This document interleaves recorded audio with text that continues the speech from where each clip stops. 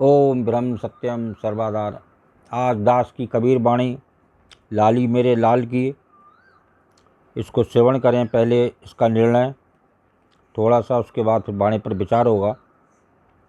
सदगुरु कबीर साहब ने उसी परमात्म स्वरूप का परिचय बहुत ही मार्मिक रूप से किया है।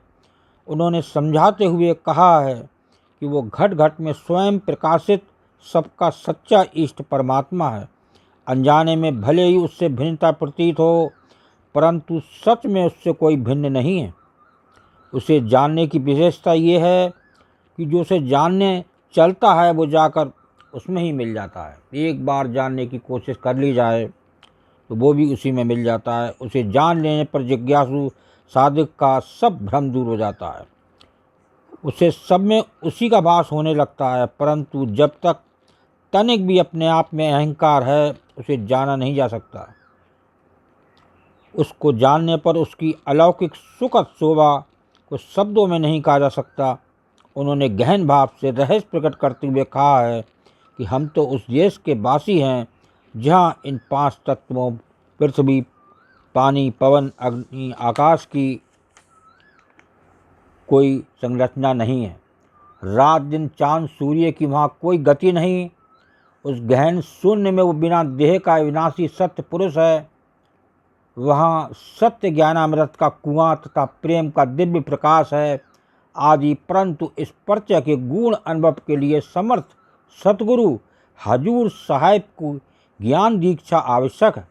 अतः सभी संत भक्त जिज्ञासु सेवक सतगुरु के सतुपदेश की सहज भक्ति साधना से निज कल्याण में परमात्म स्वरूप से परिचित होकर कृतार्थ होते हैं। तो उसकी वाणी को श्रवण करें। जिन पावन भुई भव फुरे, घूमे देश विदेश, पिया मिलन जब होइया, आंगन भया विदेश कबीरा, आंगन भया विदेश। जिन पावन भुई भव फिरै, घूमे देश विदेश, पिया मिलन जब होइया, आंगन भया विदेश। क्या सुंदर वाणी है कबीरदास जी का, श्रवण करें। जिन पावों से मैं देश विदेश में बहुत घूमा फिरा, भ्रमण किया, उनसे फिर जब मेरा प्रिय स्वामी से मिलन हो गया, तब से तो ये आंगन भी मुझे विदेश जैसा लगने लगता है। देखिए ये इसमें क्या, एक दो लाइन और श्रवण करें। परमात्म मिलन में देश क्या विदेश क्या, वो दोनों से परे हैं, परंतु अनासक्त भाव में घर आंगन सब विदेश जैसा लगता है। एक बार प्रभु से मिलन हो जाए तो विदेश भी देश नज़र आएगा और ये घर का आंगन भी विदेश नज़र आएगा। ये कबीरदास जी का निर्णय। दूसरी वाणी को श्रवण करें।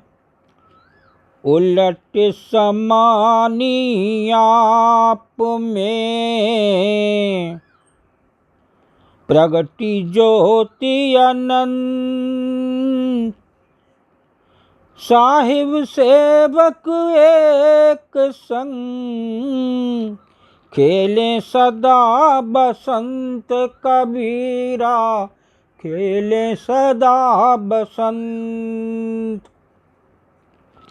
उलट समानी आप में, प्रगति ज्योति अनंत, साहिब सेवक एक संग, खेलें सदा बसंत। श्रवण करें। क्या निर्णय है कबीरदास जी का इस वाणी पर।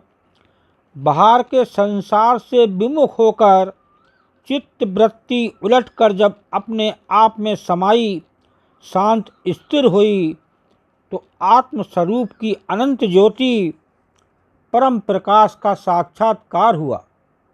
तब उस स्थिति में साहेब और स्वामी एक साथ होकर प्रेम रूपी बसंत खेलने लगे। अर्थात साक्षात्कार की स्थिति में साहेब सेवक दो नहीं रहते, वे एक ही प्रेम में आत्मस्वरूप हो जाते हैं। बहुत ही सुंदर निर्णय, बहुत ही सुंदर संदेश। एक बार जीव को साक्षात्कार हो जाए, मानव को साक्षात्कार हो जाए, तो उस कोटि कोटि सूर्य, कोटि कोटि प्रकाश उसको दिखाई देता है।